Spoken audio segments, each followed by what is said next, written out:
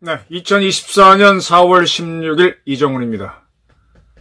오늘 윤석열 대통령이 국무회의에서 이번 총선과 관련해서 발언을 했습니다. 대구에 있는 홍준표 시장이 연일 말번지를 날리고 있습니다. 한동훈 전 비대위원장을 향해서 다시는 우리 당에 얼찡거리지 말라라는 글을 썼다가 지우기도 했습니다. 아주 말번지가 대단합니다.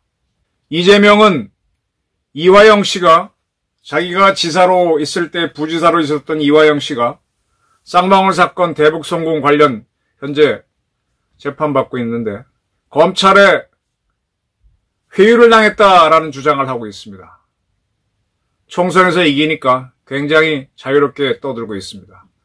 윤석열식 화법 총선에 지고 나서 국무회의에서 한 발언을 보면서 윤석열식 화법 총선에 진 상태에서 여당인 홍준표식 화법 그리고 총선에서 이긴 이재명식 어법을 보면서 어떤 것이 더 옳은 정치인에 가까운 모습인가 생각해 보셨습니까?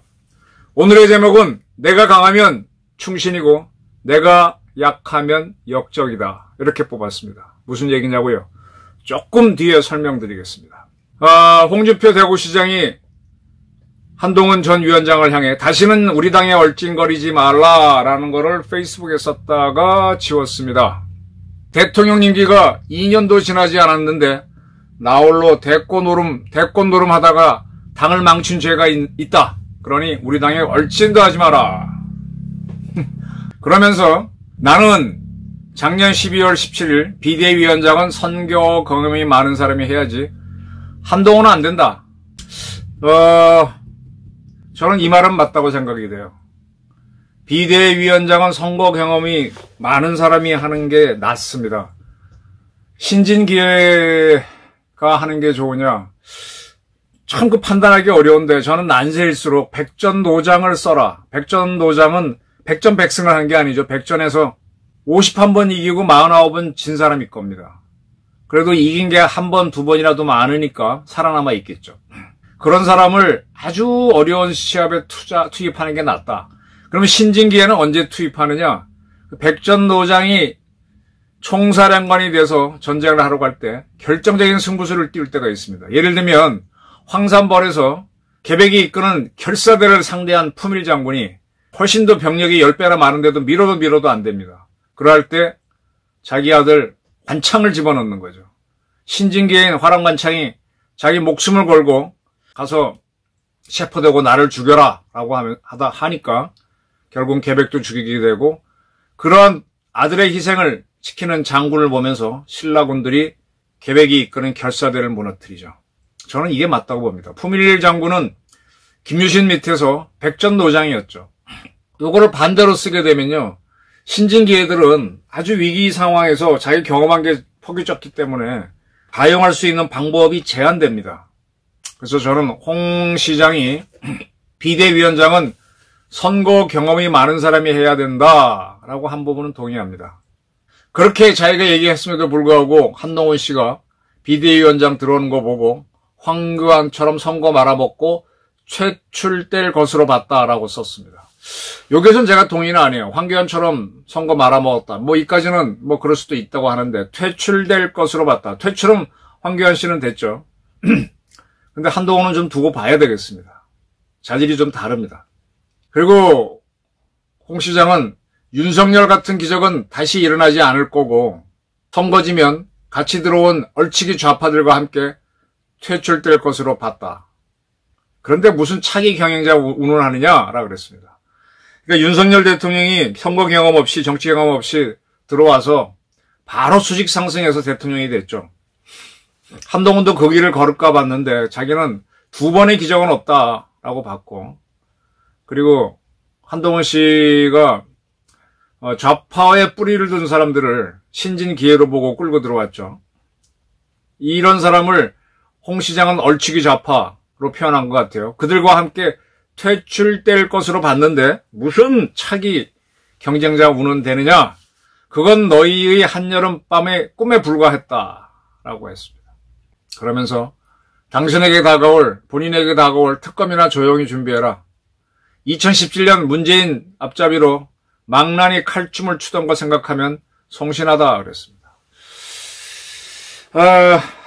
홍준표 시장 저도 어린 기자였고 홍 시장도 그때는 고등검찰관이지 그냥 검사를 하다가 부장검사 되기 전에 고등검찰관이라는 게 있었죠. 고등검찰관을 하고 그다음에 부장이 되고 보통 기업에서는 과장, 차장, 부장이 되는데 검찰에서는 고등검찰 때는 지금 없어졌어요. 고등검찰관은 없어졌고 바로 부장이 되고 그다음에 차장이 되고 그다음에 검사장이 됩니다.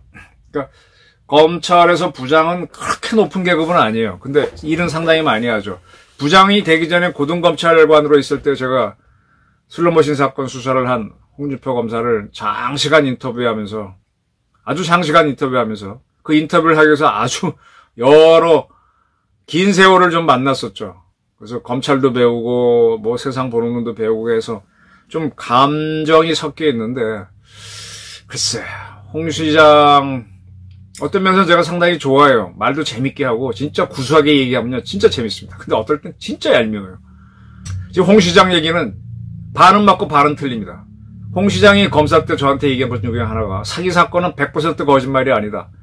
한 80% 진실에다 20% 거짓말을 섞어야만 사람이 속으니까 사기는 그렇게 한다 그랬는데 지금 홍 시장이 얘기하는 거는 사기입니다. 그는 지난 12일에도 깜냥도 안 되는 한동훈이 들어와 대권놀이 하면서 정치 아이돌로 착각하고 셀카만 찍다가 천신만고 끝에 탄핵의 강을 건너 살아난 이 땅을 말아먹었다라고 한 적도 있습니다. 아주 굉장히 한동훈을 공격하고 있습니다. 전략도 메시지도 없는 오로지 철부지 정치 초년생 하나가 셀카 하나 찍으면서 나홀로 대권놀이나 한 것. 따라서 나는 내가 이 당에 있는 한 그를 용납하지 않겠다라고 했습니다. 오늘은 싸움은 육참 골단이다라고 그랬습니다. 육참. 참이란 건 참수작전할 때 육은 고기, 내 살을 잘라내고 골단, 상대편의 뼈를 자르는 거죠. 나는 살 한 점 도려내고 상대방은 뼈를 자르는 거니까 훨씬 더 치명적인 타격을 입히는 거죠.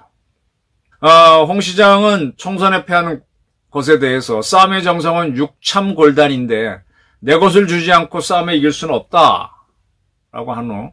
지금 대한민국 정치는 해방 이후 지금까지 대결로 일관해왔기 때문에 살아남으려면은 끝없는 싸움에서 상처를 입으면서도 살아남아야 살아남는 거다. 민주당 사람들은 이러한 치고박는 싸움에 익숙하지만 우리 당 사람들은 재살기 바빠 몸살이기로 비겁한 생존을 이어왔다. 이 부분은 맞죠. 민주당 사람들은 운동권 출신도 많고 생업이 정치다 보니까 아주 결사적으로 싸우죠. 상처나는 거 두려워하지 않죠. 이젠 그럴 때가 아니다. 전사만이 생존하는 형국이다. 맞죠. 국힘당 사람들은 참 윤상현 의원이 이번에 인천에서 5선을 했는데 윤상현 의원이 아주 바닥 정치를 훑고 다니죠. 그래서 그렇게 민주당세가 센 인천에서도 당선이 되는데 이렇게 직접 전사처럼 싸우지 않으면 표를 못 얻습니다. 마포구에서 함은경 씨가 아주 대패를 했는데 정청래한테. 정청래 같은 경우는 이 지역구에 할머니 있으면 만나서 같이 춤도 추고 뭐 다 어울립니다. 함은경 씨처럼 운동권 고고한 선비처럼 하면은 못 이깁니다. 운동권들은 그렇게 해요. 전사만이 생존하는 형국이다. 바닥까지 왔다고 자유하지만 지하실도 있다는 걸 알아야 한다. 그래서 가야 할 사람은 미래 없이 보내고 남은 사람들이라도 뭉쳐야 한다. 내일은 내일의 해가 뜬다라고 썼습니다. 아주 계속 한동훈을 날리고 있습니다. 홍 시장 말 제가 다시 얘기하지만 반은 맞고 반은 틀립니다. 옳은 말은 분명히 있어요. 따라서 이 말은 사기입니다. 홍 시장이 이런 이야기도 했어요. 페이스북에다가. 선거 끝났으니 송영길 전 대표를 풀어주라. 불구속으로 수사하고 재판받게 해라 그랬습니다. 죽을 죄도 아닌데. 그를 풀어주면 여야 관계도 달라지고 세상도 좀 달라졌으면 한다. 이렇게 썼습니다. 이게 홍준표입니다. 당신이 벌써 30년도 더 됐네. 슬롯머신 사건 수사할 때는 이공계 검사장, 그 다음에 치안본부의 치안감, 그다음에 투스타 출신의 당신은 안기부지, 안기부 특보. 그때는 그런 사람들이 굉장히 높았어요. 그 사람들을 날리기 위해서 아주 이를 갈았죠. 그걸 당시 검찰청에 있는 간부들이 하지 말라 그러니까 저 같은 기자들한테 흘려서 기사가 나오면 그걸 갖고 거꾸로 몰아붙이면서 했습니다. 그때의 홍준표는 송영길 봐주란 얘기는 절대로 안 하는 사람이었습니다. 그러면서 그래 자기는 그렇게 했기 때문에 뭐 출세도 못했고 뭐도 못했고 나는 기본적으로 반골이다 하던 사람이 결국은 그렇게 슬롯 사건 수사를 한 거를 김영삼 정권이 적폐청산으로 이용했죠. 과거 정권 노태우 정권 때까지는 군인 출신 대통령이었으니까 그 세력들을 날리는 걸로 이용했죠. 일부 자기 사람이 날아가기도 했지만 김영삼 정권은요 처음에 들어서 굉장히 선명함을 주장했었는데 그래갖고 자기네 사람들을 막 내세웠는데 그 사람들도 흠이 있었어요. 그 중에 하나가 김모 씨인데 그가 지금의 국가정보원 그 당시 안전기획부 차장에 임명됐는데 제가 그때 이제 강하게 국적이 대한민국이 아니었던 사람을 왜 쓰느냐 해서 그 사람을 아웃시킨 적이 있어요. 굉장히 YS맨이었는데 날렸습니다. YS가 이제 그런 식으로 상황을 이용하죠.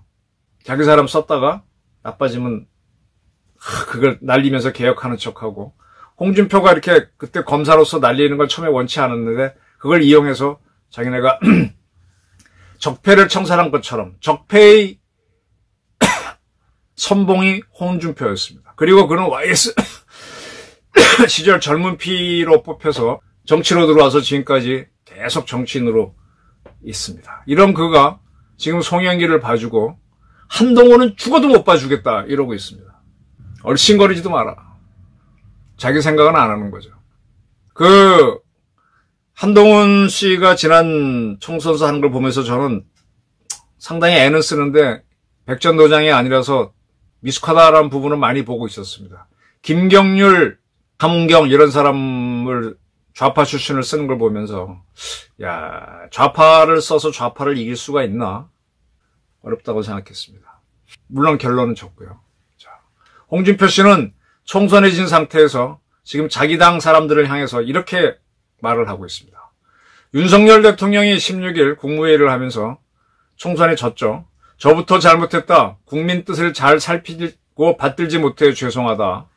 선거 결과는 한편으로 당이 선거운동을 평가받는 것이지만 또 다른 한편으로는 정부의 국정 운영을 국민으로부터 평가받는 것이다.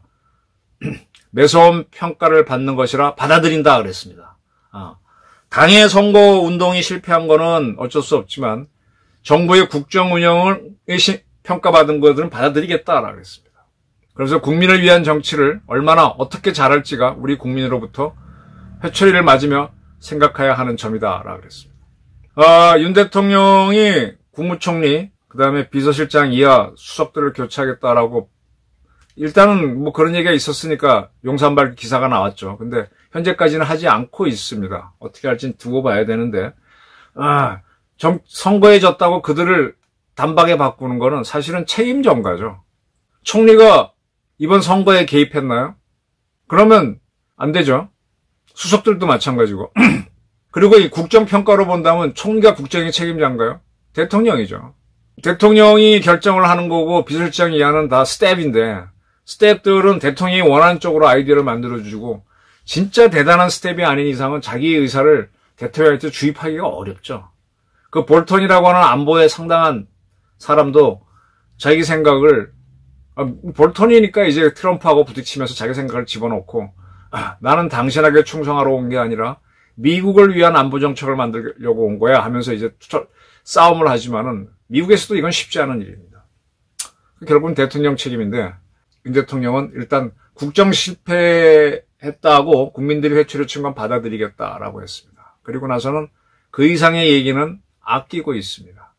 일각에서는 왜 기자회견이나 이런 형태로 총선에 대한 언급을 하고 국무회의에서 모두 발언을 처리하느냐 비겁하다라 그러는데 글쎄요. 총선은 총선일 뿐이지 그거 가지고 천지개벽이나 하듯이 한동훈 잡는 그런 걸로 삼을 필요는 없잖아요. 이재명 씨는 지금 이화영 씨가 회유를 당했다는 주장을 하고 있습니다. 이재명이라는 사람은요, 지난번에 자기에 대한 수사가 조여왔을 때는 가짜 단식을 했습니다.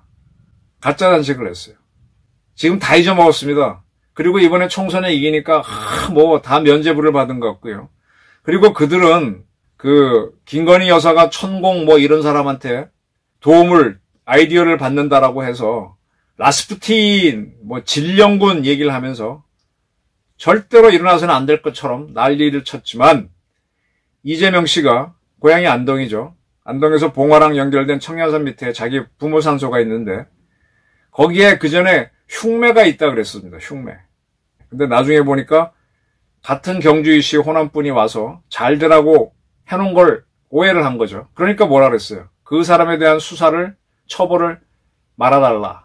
결국은 이재명도 이 발복하는 풍수, 길지 이런 거에는 빠져 있는 거예요. 자기가 있으면 괜찮고 남이 하면은 진령군이고 라스푸틴. 이재명과 홍준표는 이재명 씨가 대구시장을 방문해서 서로 만난 적이 있죠.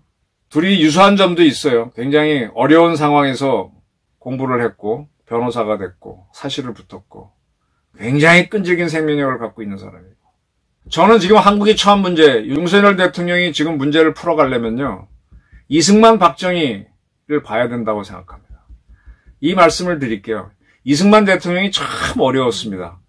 그분이 48년 대통령이 됐을 때는 국민 직선으로 된 게 아니라 국회 간선으로 됐습니다. 그때 그는 자기 당도 없었어요.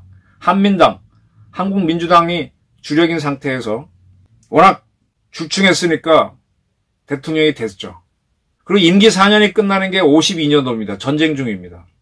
근데 전쟁을 치르면서 그가 한 일이 많습니다. 근데 국회는 그를 이제 내보내고 자기네가 대통령 원하는 사람을 뽑고자고 하게 되죠. 그걸 이 대통령이 알았습니다. 본인도 알고 있죠. 그러니까 어떻게 합니까? 51년도 말에 자기가 당수인 자유당을 만듭니다. 자유당을 만들면서 대통령 선거를 국회의원들이 하지 말고 전 국민이 하는 걸로 하자고 개헌안을 내는데 이 개헌안을 야당이 다수인 국회에서 아주 압도적으로 부결시킵니다. 그러면서 다시 내각제로 간다. 대통령제가 없는 대통령이 아니라 총리가 힘을 쓰는 내각제 개헌안을 내놓습니다. 그렇게 내놓고 52년도 5월 달에 대통령 선거를 국회에서 일단 하겠다 이렇게 몰아가니까 이 대통령이 자유당을 만들었는데 그리고 나서 그때 그해 봄에 처음으로 지방선거를 지금 지방선거처럼 했는데 자유당이 압승을 하죠. 아, 국민들이 나를 지지하는구나. 그러고 알고 나서는요. 그 유명한 부산 정치파동, 그때는 부산이 수도였습니다. 계엄령을 선포하고 국회의원들을 체포를 하죠. 그래서 그중에 몇 명이 국제공산당에 연루돼 있다라고 하면서 그냥 정치를 얼어붙게 만듭니다. 그러면서 자기가 내놨던 대통령 직선제 개헌안하고 국회에서 나왔던 내각제 개헌안을 합쳐갖고 대통령을 직선으로 뽑는 개헌안을 국회에서 통과시키게 합니다. 그게 그 유명한 양쪽에서 서로 발췌해서 뽑았던 발췌 개헌안입니다. 발췌 개헌안을 통과시키면서 그 국내 권력을 쥐었죠. 아주 골치 아픈 야당이 많은 국회를 잡은 겁니다. 그러면서 뭘 하느냐. 미국을 상대로 큰 도전을 합니다. 이 대통령은 미국을 잘 알고 영어가 잘 되니까. 그때 미국이 계속 정전을 추진하고 있는데 이 대통령은 정전하게 되면 미국은 싹 빠지는 거예요. 그럼 북한한테 쳐들어오면 우린 골로 가는 겁니다. 안 된다. 북진 통일해야 된다. 무슨 소리냐. 내가 지금 우리 국민이 얼마가 죽었는데 계속 선동을 합니다. 근데 미국이 워낙 세니까 미국하고 맞서려면 자기가 대통령이 돼야 되잖아요. 그러니까 직선제로 갈 수 있도록 길을 국내에서 권력 투쟁을 통해서 만들어 놓고 되자마자 첫 번째로 하는 게 뭡니까? 원영독 소장을 시켜서 포로 소용수에 있는 중국과 북한 군인들을 방공포로로 석방시켜버립니다. 포로를 교환해야만 휴전이 되는 게 전제 조건인데 그걸 방해한 거죠. 난리가 납니다. 천하의 미국의 유엔에 대든 거의 유일한 인물이었으니까. 그때 처칠은 유럽에서 소련의 공격이 있을까봐 계속 미국은 유럽에 와서도 신경을 써라 그러고 그렇게 하려니까 한국에서는 휴전을 해야 되는데 이승만이 방공포로 석방시켰다니까 깜짝 놀랐대잖아요. 그렇게 하니까 미국에서는 야 이승만 이거 도저히 안 되겠다. 날려야 되겠다고 해서 군사작전을 준비하죠. 에버그린인가? 에버그린인가 에버레디 작전 계획을 준비했다가 근데 이승만 대통령이 국민 직선으로 뽑혀내다가 국민 지지가 너무 높으니까 했다가는 오히려 안 될 것 같아서 포기합니다. 그리고 달래요. 자, 우리가 정전을 할 테니까 좀 양보해라. 그래서 그때 이 대통령이 요구하는 게 그런 거 하려면은 우리를 지키도록 한미 방위 조약을 맺어라. 그걸 요구합니다. 그리고 대한민국은 돈이 없으니까 그리고 우리는 60만 대군은 가져야 되니까 60만 대군이 현대화할 수 있도록 무기 내놔라. 결국 미국이 받아들입니다. 그래서 정전을 하고 한미 방위 조약을 맺고 대한민국 60만 대군 현대화 작업이 들어갑니다. 그러니까 이 대통령은요. 자기 소신으로 내가 왜 권력을 져야 되는지 확실하게 알고 있었고 그걸 지기 위해서 모든 수단을 다했고 그걸 토대로 지금 대한민국이 될 수 있도록 한미 방위 조약을 만들고 한국군 현대화를 했습니다. 그리고 이제 그 과정에서 나온 많은 독재 요소가 쌓여서 61년도 4.19로 하야를 하게 되죠. 이 대통령과 비교할 수 있는 사람이 태조 이방원입니다. 이성계가 조선을 개국했죠. 이방원은요. 조선의 27명 왕 중에서 과거에 급제한 유일한 왕입니다. 고려의 과거에 급제했습니다. 기본적으로 머리가 굉장히 옛날 과거는 굉장히 어려웠으니까. 정도전의 제자로서 과거에 급제한 사람이죠. 그럼 그가 아버지를 도와서 조선을 세웁니다. 근데 아버지는 이방원의 어머니가 아닌 서울에서 만난 여자 강씨 부인이 낳은 아들을 더 좋아하고 그쪽으로 왕위를 주려고 하니까 이제 거기서 왕자의 난을 일으키고 하다가 이제 자기 형 정종이 하야를 하니까 대권을 잡습니다. 아버지는 계속 이방원을 싫어하죠. 저 위에 함흥에가 있고 아버지랑 완전히 틀어졌어요. 같이 개국을 했지만 그런 상태에서 그가 뭐를 합니까? 개국공신들을 다 날리잖아요. 정도전부터 날리잖아요. 정도전은 이성계나 이런 조선의 왕들은 허수아비로 있고 우리 같은 신진 사대부가 정치를 할 때니 왕은 허수아비로 있어라 이런 거였고 신권 정치를 하고 싶었던 건데 뭔 소리야? 내가 주인이야 하면서 다 날립니다.